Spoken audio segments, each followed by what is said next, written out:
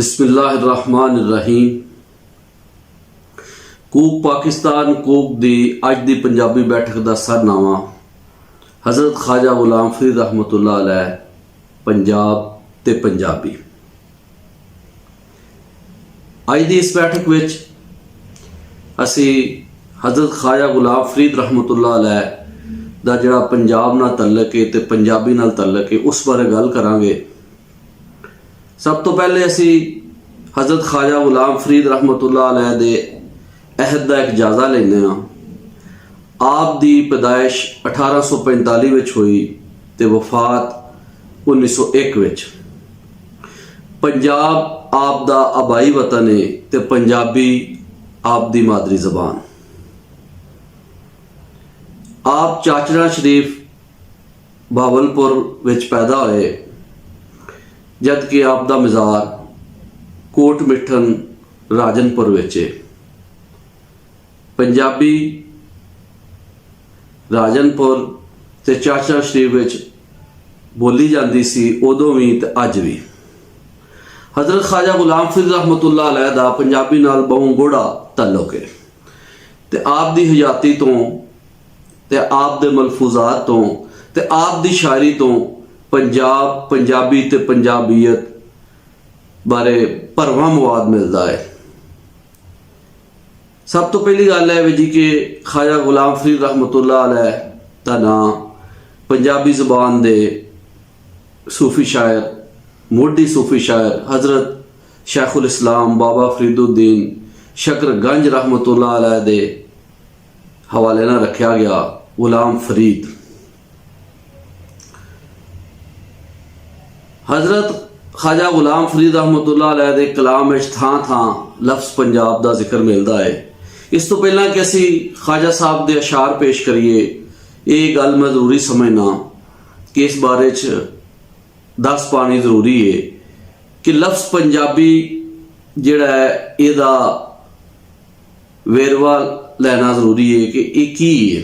लफ्ज़ पंजाबी पंजाब तो निकलिया है। पंजाब एक जोग्राफियाई ना है जिहड़ा 5 दरियावां दे नाल बिलोंग करता है, सतलुज ब्यास रावी चनाब झेलम। ये जिहड़ी धरती है जिहड़ी 7 दरियावां दी सरजमीन अखवांदी रही। इहदा सफ़र हपत हिंदू सपत सिंधु यानी 7 दरिया किहड़े सन सतलुज ब्यास रावी चनाब झेलम सिंध ते दरियाए हाकड़ा। वेले दे नाल नाल धरती के नाम बदलते रहे। हूँ जिहड़ा नाम इस धरती का वे वो सपत सिंधु तो और हपत हिंदू तो अजकल ये लफ्ज़ पंजाब बोलिया जाता है। पंजाबी तो पंजाब नहीं निकलिया सगों पंजाब तो पंजाबी लफ्ज़ निकलिया है। इसलिए सब तो पहला इस कंसैप्ट नूं इस नज़रिए नूं सानूं समझना बहुत जरूरी है कि लफ्ज़ पंजाबी पंजाब तो निकलिया है। लफ्ज़ पंजाब पंजाबी तो हरगिज़ नहीं निकलिया और एक जोग्राफियाई ना है। तो इस तो इत्थे जिहड़ी धरती ते जिहड़ी जबान बोली जा रही सी जिस दे नुमाइंदा हज़रत ख्वाजा गुलाम फरीद भी ने यानी पंजाबी जबान उसका नाम पै गया कि पंजाबी। हुण असीं वो अशार पेश करने जिहड़े ख्वाजा गुलाम फरीद रहमतुल्लाह अलैह ने लफ्ज़ पंजाब के हवाले नाल बयान कीते ने। आप दे कलाम विच थां थां लफ्ज़ पंजाब मिलता है। लफ्ज़ पंजाब का तज़करा पंजाबी के होर शायरां भी मिलता है। बहुत सारे शायरां ने लफ्ज़ पंजाब इस्तेमाल किया जिवें कि आज़ाद कश्मीर खड़ी शरीफ मीरपुर आज़ाद कश्मीर तो तलक रखने वाले हज़रत मियाँ मुहम्मद बख्श रहमतुल्लाह अलैह ने भी लफ्ज़ पंजाब इस्तेमाल वरत्या। ख्वाजा गुलाम फरीद रहमतुल्लाह अलैह दे हम असर सूफी शायर सन हज़रत मियाँ मुहम्मद बख्श आरिफ खड़ी शरीफ रूमीए कश्मीर। क्योंकि पंजाब की जी धरती है एक पासे मुल्तान बहावलपुर बहावलनगर रहीमजार खां सादकाबाद तो लैके इसका खिलार जड़ा सी कश्मीर तक सी। जम्मू कश्मीर दे विच भी पंजाबी उन्हां दी सब तो वड्डी जबान है। पाकिस्तान की भी 80% आबादी पंजाबी बोलती है तो आज़ाद कश्मीर की 95-96% आबादी पंजाबी बोलती है। तो इस तो अड होर सूफी शायरां ने भी लफ्ज़ पंजाब इस्तेमाल किया लफ्ज़ पंजाबी इस्तेमाल किया जिमें कि ਸਾਡੇ ਕੋਲ ਇੱਕ ਮਿਸਾਲ हज़रत मौलवी गुलाम सुल आलमपुरी दी रहमतुल्लाह अलैह दी। उन्हां दा तल्लक हुशियारपुर तो सी। उन्होंने भी लफ्ज़ पंजाबी वरत्या और उन्होंने बड़े सोहने अंदाज के अंदर इस्तेमाल किया। जिवें कोई लिखते ने अपनी एक किताब दे विच,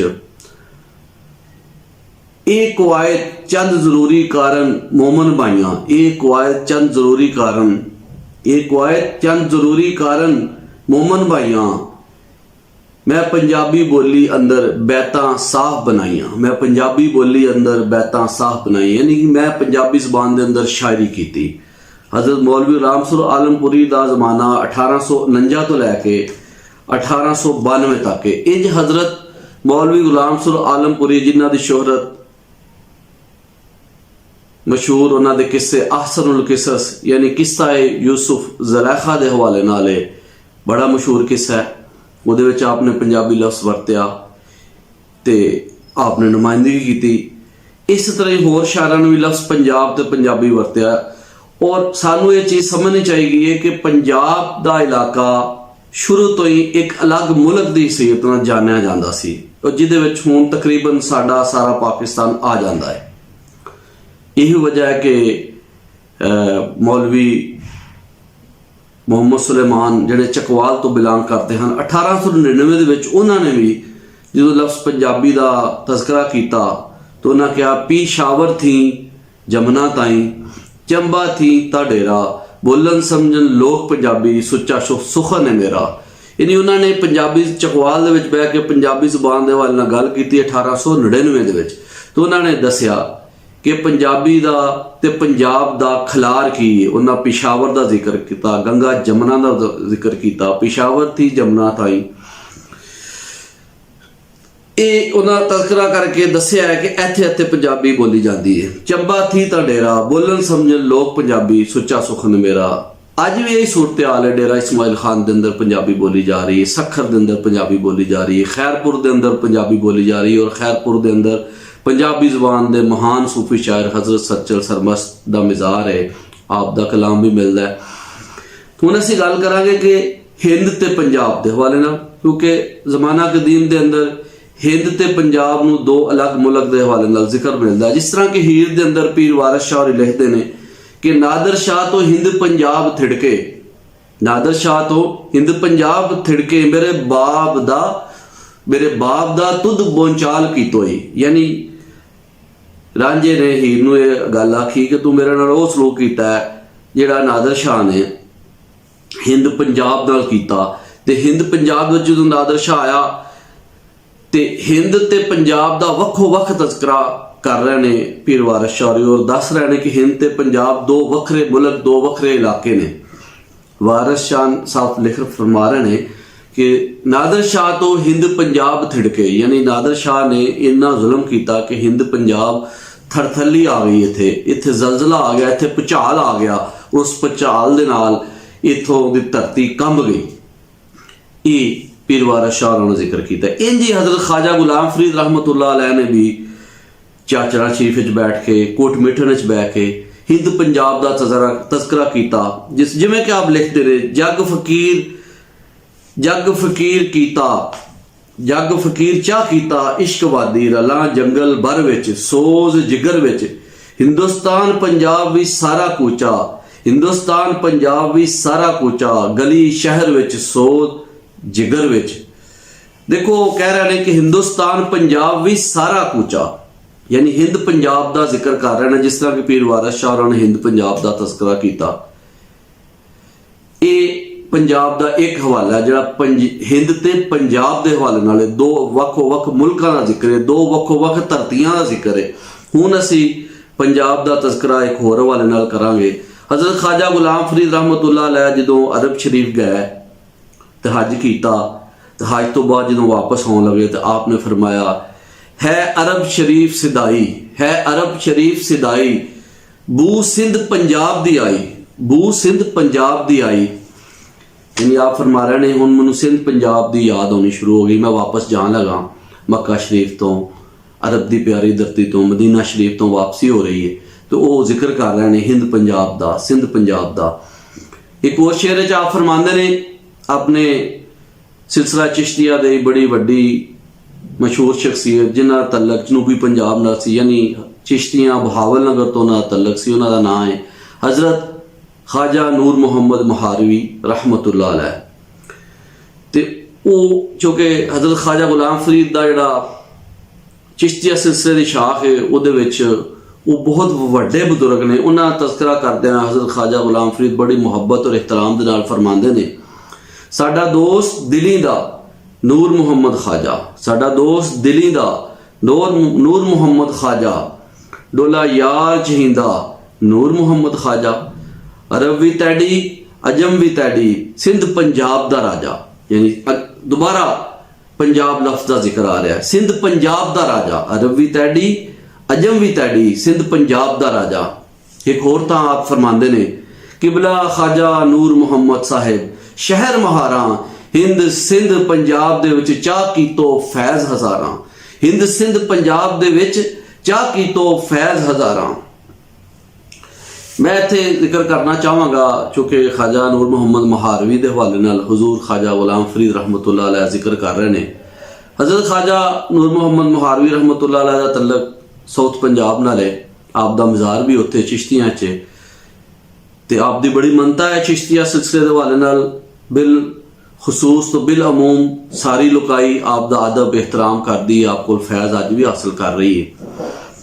तो जदों लफ्ज़ पंजाब या पंजाबी की असीं गल कर रहे हैं, पंजाब का चाहे किहड़ा भी इलाका होए, शिमाली पंजाब होए, वस्ती पंजाब होए, जनूबी पंजाब होए यानी मुल्तान का इलाका होए, बहावलपुर का इलाका होए, बहावल नगर का इलाका होए यानी साउथ पंजाब तो लैके शिमाली पंजाब, पिंडी का इलाका होए, चकवाल जेलम गुजरांवाला सियालकोट लाहौर वस्ती पंजाब, अमृतसर हुशियारपुर, हर इलाके दे विच पंजाब ते पंजाबी ये पहचान सी इत्थों के वासियों की। यही वजह है कि ख्वाजा नूर मुहम्मद महारवी जो साउथ पंजाब तो उठ के तालीम हासिल करने दिल्ली जाते हैं, तो आप दे मुर्शद ख्वाजा फखरे जहां दहलवी रहमतुल्लाह अलैह ने आप दे बारे एक मशहूर शेर आख्या, जो आप दी तालीम मुकम्मल हो गई तो मुरीदां दे सामने दीगर मुरीदीन भी मौजूद सन, तो आपने फरमाया तन मटका मन शीरना सुरत बुलोवन हार, मक्खन पंजाबी ले गया छाछ पियो संसार, मक्खन पंजाबी ले गया छाछ पियो संसार। यानी ख्वाजा नूर मुहम्मद महारवी नूं उन्हां दे मुर्शद पंजाबी लफ्ज़ नाल मुखातब करके कह रहे हैं कि ये बहुत काबिल मेरा मुरीद है, मक्खन पंजाबी ले गया, यानी उन्हें जोहर हासिल किया रूहानियत दा, और मक्खन दे नाल तशबीह दिंदे फरमाया मक्खन पंजाबी ले गया छाछ पियो संसार। यानी हिंदी ज़बान का एक शेर आख्या जिहड़ा मैं तुहाडे सामने हुण पेश कीता है। तो जी हुण तक असीं गल कीती लफ्ज़ पंजाब के हवाले नाल, हिंद पंजाब की जिक्र हो गया। हुण असीं ख्वाजा गुलाम फरीद रहमतुल्लाह अलैह के हवाले नाल जिक्र करांगे कि उन्हें लफ्ज़ पंजाबी नूं किंज वरत्या। ये गल वाज़े हो गई कि पंजाबी लफ्ज़ पंजाब तो निकलिया, पंजाब एक जोग्राफियाई नाम है और ये जोग्राफियाई नाम सपत सिंध तो लैके अज पंजाब तक पहुँच गया। इरतकाई मनाजल तय करते हैं अज इस धरती का नाम सपत सिंधु दी थां पंजाब है। ये धरती 7 दरियावां दी है, ये 7 दरिया वगदे ने ते पंजनद के मुकाम ते जो 5 दरिया आके एक वड्डे दरिया च डिगदे ने ते उस दे हवाले नाल इस नूं पंजाब आख्या जाता है। अज इसलिए इस धरती का नाम पंजाब है। हज़रत ख्वाजा गुलाम फरीद रहमतुल्लाह अलैह दा पंजाबी नाल की ताल्लुक है, आप दी पैदाइश दे वेले तो लैके ही ये ताल्लुक वाज़े हो जाता है। आप दे मलफूजात जिहड़े मौलवी रुकनुद्दीन रहमतुल्लाह अलैह ने मुनज़्ज़म कीते, जिहड़े आप दी मजलिस विच बैठते हैं, मकाबीसुल मजालस आप दे मलफूजात दे हवाले नाल लिखी गई बड़ी ही मुस्तनद किताब है, क्योंकि आप दे चहेते मुरीद ने लिखी। उहदे विच एक वाक़या मिलता है हज़रत ख्वाजा गुलाम फरीद रहमतुल्लाह अलैह दे हवाले नाल कि किस तरह पंजाबी ज़ुबान का एक फिकरा जो ख्वाजा साहब की उम्र तकरीबन 3.5 साल हुई तो रस्म बिस्मिल्लाह अदा करने लई आप नूं लिआंदा गया। आप दे वालिद ख्वाजा खुदा बख्श रहमतुल्लाह अलैह ने अपने छोटे भाई ख्वाजा ताज महमूद जिहड़े कि ख्वाजा गुलाम फरीद के चचा ने, उन्होंने आख्या कि तुसी रस्म बिस्मिल्लाह अदा करो। चनाचे वो ख्वाजा साहब छोटे जहा बच्चे सन 3.5 साल के, तो उन्होंने फरमाया आख गुलाम फरीद अलफ, यानी तुसी अलफ बोलो। ख्वाजा साहब नूं कहन लगे कि गुलाम फरीद अलफ बोल। ਤੇ ख्वाजा साहब ने कला अलफ बोलन की बजाय पूरा फिकरा पंजाबी का अदा किया। आख गुलाम फरीद अलफ। ख्वाजा ताजमोद साहब ने दूसरी दफ़ा तीसरी दफ़ा फिर फरमाया कि आख गुलाम फरीद अलफ, आख गुलाम फरीद अलफ। मगर ख्वाजा साहब कला अलफ की बजाय पूरा फिकरा ही बोलते रहे, आख गुलाम फरीद अलफ, आख गुलाम फरीद अलफ। ये फिकरा एडा मौजू सी, एडा मुनासिब सी कि उत्थे मौजूद सारे हाजरीन दे उत्ते वजद की एक कैफियत तारी हो गई। इस नूं वेखदे आया ख्वाजा गुलाम फरीद रहमतुल्लाह अलैह दे वालिद गिरामी ख्वाजा खुदा बख्श रहमतुल्लाह अलैह ने कवाला नूं हुक्म दिता कि यह बड़ा मौजू फिकरा है, शायरी दे हवाले नाल भी और अदायगी दे हवाले नाल भी, इसलिए तुसी पूरी सुर ते लय दे विच नूं पढ़ो। चनाचे कवाला ने इहदे उत्ते कवाली पढ़ी, आख गुलाम फरीद अलफ, आख गुलाम फरीद अलफ। ते पंजाबी जुबान दा पहला मौजू फिकरा जिहड़ा सामीन दे सामने ख्वाजा गुलाम फरीद रहमतुल्लाह अलैह ने पेश किया और उहदे उत्ते कवाली पेश की गई, आप दे मलफूजात दा हिस्सा है। ये साबित होंदा है कि हज़रत ख्वाजा गुलाम फरीद रहमतुल्लाह अलैह दा शुरू तो ही पंजाबी जुबान नाल एक बड़ा गूढ़ा तल्लक है। इस तो अलावा आपने अपने मलफूजात दे विच पंजाबी जुबान दे बहुत सारे सूफी शोरा दा जिक्र किया है, जिस तरह के मकाबीसुल मजालस दे सफ़ा 10 दे हवाले नाल आया है कि आपने पंजाबी जुबान दे नामवर सूफी शायर बाबा बुल्ले शाह रहमतुल्लाह अलैह तो उन्होंने दे मुर्शद शाह इनायत कादरी का जिक्र किया है, तो कसूर शहर का भी जिक्र किया है। अगर वेख्या जाए तो पंजाबी जुबान दे अंदर काफ़ी एक ऐसी सिनफे सुखन है जिहदी पछाण शाह हुसैन लाहौरी भी ने, बाबा बुल्ले शाह भी ने, ते 1901 दे विच हज़रत ख्वाजा गुलाम फरीद भी ने। ते इसलिए ख्वाजा गुलाम फरीद रहमतुल्लाह अलैह पंजाबी जुबान दे इन्हां शायरां दा तस्करा करदे ने। इस तो अलावा आप दे मलफूजात दे विच हज़रत सच्चल सरमस्त दा जिक्र भी मिलदा है रहमतुल्लाह अलैह। इंज आपने पंजाबी शायरां दा तस्करा फरमाया। आप दा मामूल सी कि आप अपने मुरीदीन नूं पंजाबी दे कवायदो ज़वाबत समझाते करते हैं, जिस तरह कि आपने कई दफ़ा पंजाबी दे रस्मुल ख़त शाहमुखी तो अड, शाहमुखी एक रस्मुल ख़त है जिन्हों फारसी रस्मुल ख़त भी कहा जाता है। आप शाहमुखी तो अलावा गुरमुखी दे माहर सन, इसलिए आपने अपने मुरीदीन नूं गुरमुखी दे असरार और रमूज दसे। इस तो अलावा आपने कई दफ़ा आप दी ज़बान मुबारक तो लफ्ज़ पंजाबी अदा होया, जिवें कि मकाबीसुल मजालस दे विच आउंदा है कि एक दफ़ा आप एक ऊंट का तज़करा कर रहे सन तो आपने फरमाया ये उर्दू तर्जमा में पेश करांगा, मकाबीसुल मजालस दी जिहड़ी फारसी विच लिखी गई किताब है उहदा उर्दू तर्जमा है, लेकिन उस ऊंट का ढांचा जिसे पंजाबी जुबान में करंग कहते हैं चलने लगा। नहीं, ख्वाजा साहब ने फरमाया दौरान गुफ्तगू, लेकिन उस ऊंट का ढांचा जिसे पंजाबी जुबान में करंग कहते हैं चलने लगा। इस तो अलावा हज़रत ख्वाजा गुलाम फरीद रहमतुल्लाह अलैह ने एक होर वारी फरमाया, हज़रत अक़दस ने फरमाया मकाबीसुल मजालस दे सफ़ा 866 दे विच आउंदा है, तकरीबन 866। हज़रत अक़दस ने फरमाया कि काबा को तबाह करने वाले शख्स की 4 अलामतें होंगी।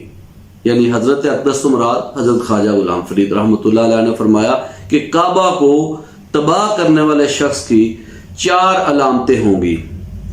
एक ये कि वो कज रफ्तार होगा, जिसे पंजाबी में फिड्डा कहते हैं। इत्थे भी आपने पंजाबी लफ्ज़ वरत्या और लफ्ज़ पंजाबी आप दी ज़बान मुबारक तो अदा आया। इस तो साबित होता है कि पंजाबी दा जड़ा सुमा माखज ओरिजिन लफ्ज़ पंजाब है और पंजाब तो पंजाबी है और पंजाब ते हिंद दो अलग अलग इलाके सन। इहदा तस्करा ख्वाजा साहब दे कलाम दे विच, ख्वाजा साहब तो मिलने वाली नस्ल दे विच, आप दे मलफूजात दे विच, आप दे सिलसिले दे बुजुर्गां दे विच भी यही लफ्ज़ मिलता है। ख्वाजा साहब रहमतुल्लाह अलैह पंजाब ते पंजाबी नाल बहुत मुहब्बत रखते सन और आप दा कलाम सारा कलाम इस्ताइनादार। यही वजह है कि अज आम मजालस के अंदर भी ख्वाजा गुलाम फरीद दा